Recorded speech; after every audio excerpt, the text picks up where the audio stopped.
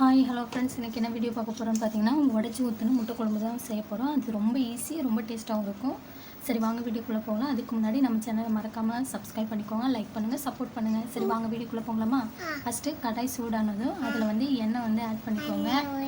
இப்போது எண்ணெய் நல்லா சூடாயிடுச்சு. இதில் பட்டை, கிராம்பு, அதுக்கப்புறம் பார்த்திங்கன்னா கல்பாசி, சோம்பு இதெல்லாம் போட்டு நல்லா புரிஞ்ச பிறகு 2 பெரிய சின்ன சின்னதாக கட் பண்ணி இதில் சேர்த்துக்கலாம். அதுக்கப்புறம் பார்த்திங்கன்னா ஒரு கருவேப்பிலை கொத்து சேர்த்து நல்லா வதக்கிக்கலாம். இதை நல்லா வதங்கி வர்றதுக்கு கொஞ்சமாக சால்ட் ஆட் பண்ணி நல்லா வதக்கி விட்டுக்கோங்க.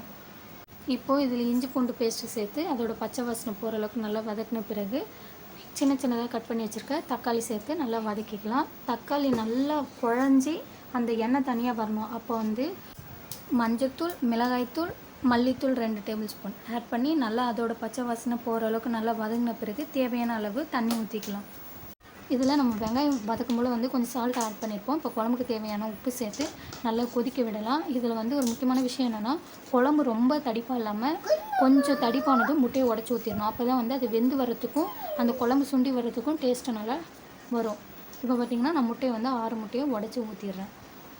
இப்போ பார்த்திங்கன்னா முட்டை நல்லா வெந்து வந்துடுச்சு, குழம்பும் திக்காயிடுச்சு. இப்போ இது சாப்பிட்றதுக்கு தயாராகிடுச்சு. இதில் கொத்தமல்லி இலையை தூவி எடுத்துக்கலாம். இந்த வீடியோ பார்க்குறவங்க ஒவ்வொருத்தவங்களும் இந்த குழம்பை நீங்கள் செஞ்சு பார்த்துட்டு எப்படி இருந்தேன்னு கமெண்ட் பண்ணுங்கள், லைக் பண்ணுங்கள், சப்ஸ்கிரைப் பண்ணிக்கோங்க. நெக்ஸ்ட்டு என்ன வீடியோ போடலான்னு கமெண்ட் பாக்ஸில் கமெண்ட் பண்ணுங்கள் மறக்காமல். தேங்க்யூ, பாய்.